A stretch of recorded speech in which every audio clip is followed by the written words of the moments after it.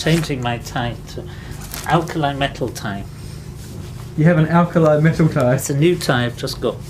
This one's a Dutch one. I was given it on. So here you can see we have the alkali metals. Oh, hang on, where are they? Yep. Here. And the alkali metals are very reactive. So we've seen that lithium doesn't react very much. But then as you go to sodium... This is sodium, the metal that we cut a minute ago, and you can see there's quite a substantial amount of the sodium. And we're going to pop it into the water and see what we can do with the reaction. Okay, so here we have a bowl full of water and maybe, a gram of sodium. So let's see what happens, see what this reaction's like. So it's reacting really quite quickly and really violently with the water. And you can see it's fizzing around as it's generating lots and lots of hydrogen gas. And see now the heat from the reaction is burning away all of that hydrogen which is generating, and you can see the orange sodium flame.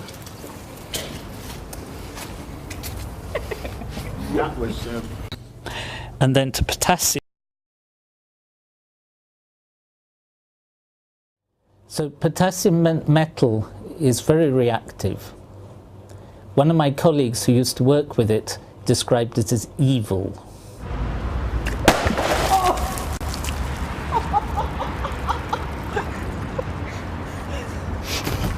And rubidium, the violence of the reaction gets more and more and more.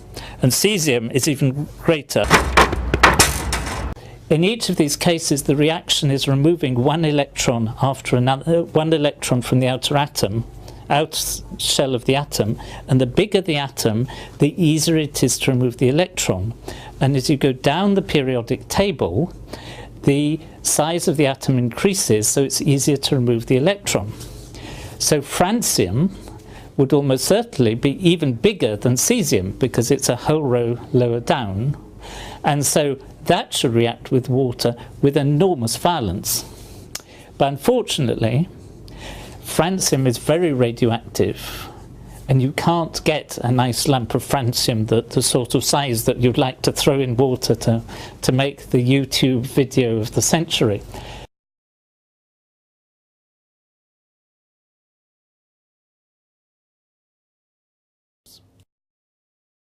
So for example, if you're trying to make mobile phones that are really light, then you can make the frame of the mobile phone out of magnesium. You can use it for laptops. Magnesium is one of the lightest elements.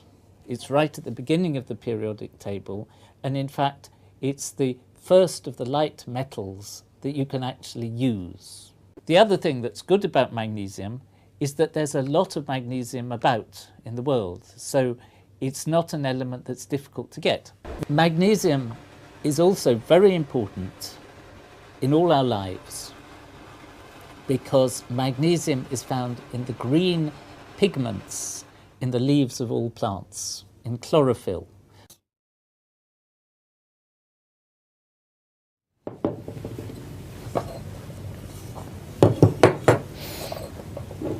Calcium is the third element in group 2 on the periodic table. It's really very common.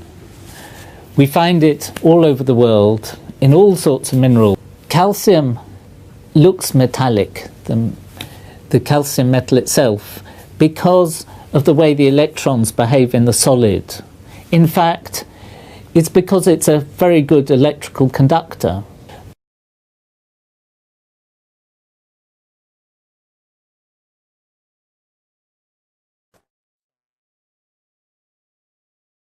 Plutonium has a really quite nasty reputation. For example, there's a book here, Plutonium, History of the World's Most Dangerous Element. You can't just use plutonium in a regular laboratory. You have to have a laboratory which is specifically designed to handle it, so it's handled safely. There are not many elements which you can say when they were created. You can sometimes say it was discovered in 1869 or 19 whatever, but plutonium was made for the first time in 1940 for several different reasons. It is dangerous because it is the basis of atomic bombs. The second atomic bomb, so-called Fat Man, that was dropped on Nagasaki in 1945, contained plutonium, and it was the plutonium that made it explode. It was a bigger bomb in terms of the size of explosion than the first bomb that was dropped on Hiroshima. But it's also dangerous, plutonium, because it is very poisonous.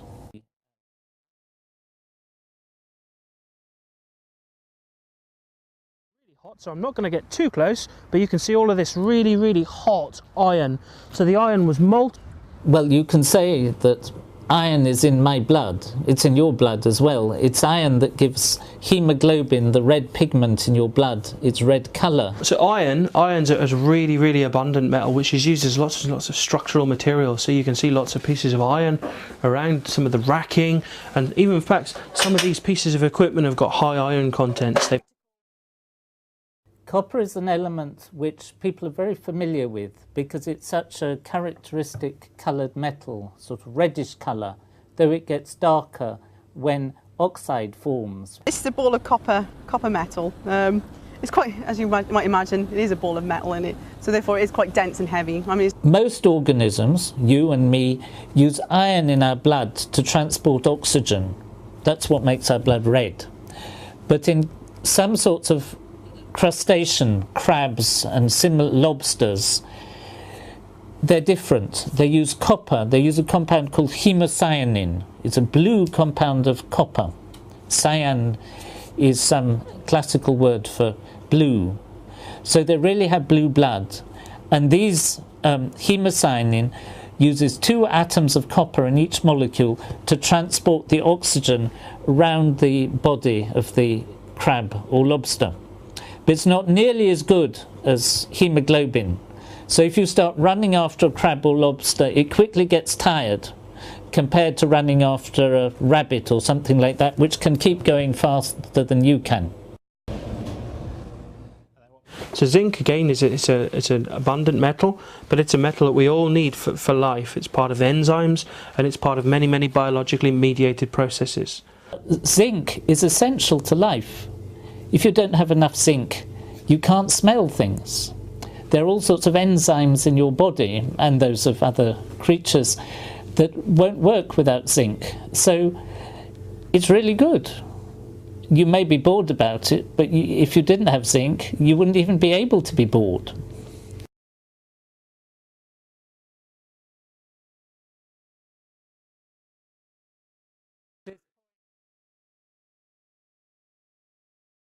Outside just to show you the reactivity of this lovely stuff here, liquid oxygen.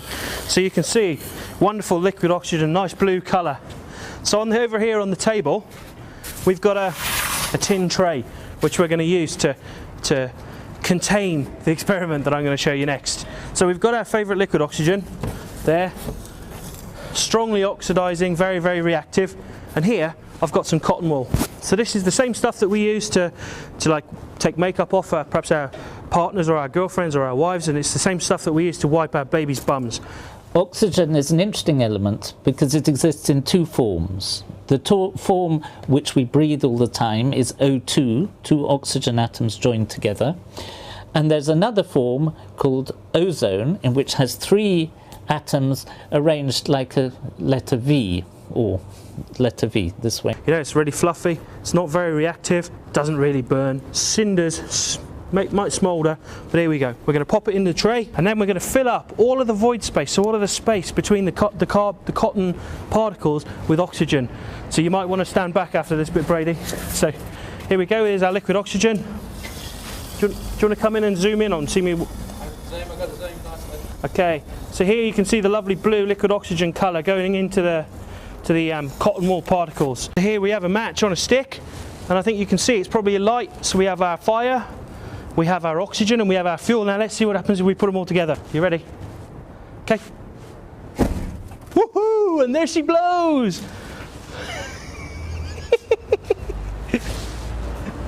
And ozone is much more reactive than oxygen. So near the Earth's surface, where you and I are at the moment, ozone is really quite dangerous, because if you breathe it in, it can start reacting with any sort of molecule that has bonds between carbon.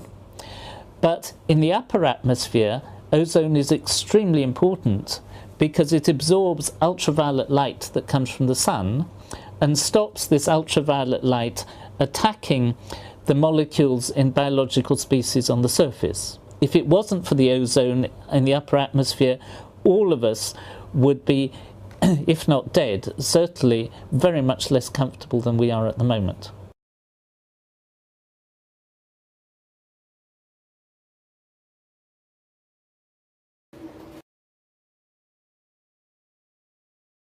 Chlorine is an element that many people have heard of. It's a greenish yellow gas, and which consists of, the gas consists of 2 chlorine atoms bonded together, so it's Cl2. And it's much heavier than air. Incredibly reactive, incredibly poisonous, not a very nice compound at all. So during the First World War, it was used as a chemical weapon. The gas could spread across the battlefields, and when it came to the trenches, which were holes in the ground, it would fall into the trenches and fill them up. So now you can see the reaction is really going, and it's really exothermic. We're forming aluminium triiodide, and the exotherm is actually heating and starting to sublime off the excess iodine, which you can see coming off as this really nice purple plume. Iodine is a beautifully coloured element. It has this beautiful purple colour. If you put it in solution, the colour of the solution varies depending what you dissolve it in. If you dissolve it in water, it's a sort of dirty brown colour. If you dissolve it in an organic material like chloroform or carbon tetrachloride, it is a beautiful purple colour, and it's absolutely essential to life. If you don't have iodine, your thyroid gland, which is a small gland that controls development of all sorts of things in your body, doesn't operate properly. There were serious illnesses caused by people not having enough iodine, so-called goiter, which caused a swelling. The thyroid gland gets bigger, and this used to be called Derbyshire neck, this unpleasant illness, because it happened in this area of Nottingham and Derbyshire. Iodine can be used as a disinfectant. In fact, chlorine can be as well, but solution of iodine is often used when people have cuts. So if you cut yourself, unfortunately I haven't any cuts at the moment, you can paint on iodine, and because of its rather red colour, it made cuts often look much worse. Children would come home from school and their whole hand would be red, and this would cause some excitement at home, but it is quite an effective antiseptic.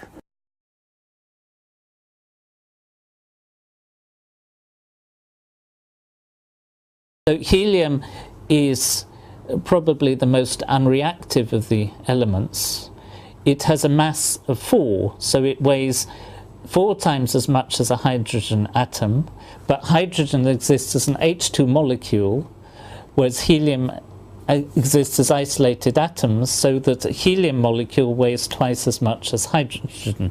So here we have a helium-filled balloon, and it's extremely light, so I'm not going to let it go right now, so I will lose it to the ceiling. So we're just going to put on a piece of string, tie a lead around it again. Helium. So here we have our helium balloon floating because it's displacing its volume of air, and it'll float quite nicely. The molecule is very light, so once it is in the atmosphere, it will eventually go out into outer space, so that we are, in theory at least, likely to run out of helium in the eventual future, if it is just released to the atmosphere. The helium has a whole series of useful properties. Because it's a very light gas, if you breathe in helium, you then start speaking like Donald Duck in a very squeaky voice. Helium, fantastic element, very light, very fun. Because the speed of sound is much greater in helium than it is in ordinary gases. Century. So in the balloon, we've got a sample of xenon. Now xenon's one of the inert gases, but it's one of the inert gases that's right the way down the bottom of the period. So it's really, really dense. So what that means is that the gas molecules themselves are really, really large, really, really heavy. So in principle, they'll sink. So we've done an experiment here and we filled this balloon with xenon. Now xenon's very expensive. So there's about £40 worth of xenon in this balloon right now, yeah? So we're going to do this experiment and we're going to see if it sinks. And I think you'll agree that it does sink quite quickly. But just to show you how dense it is, we've got a similar balloon, but you'll notice that this balloon is much, much higher filled, so it's much, much bigger. Now this is one that we've just blown up with air, so let's see if we can compare the rates at which these two balloons will sink, so we can look at the comparative densities. Ready?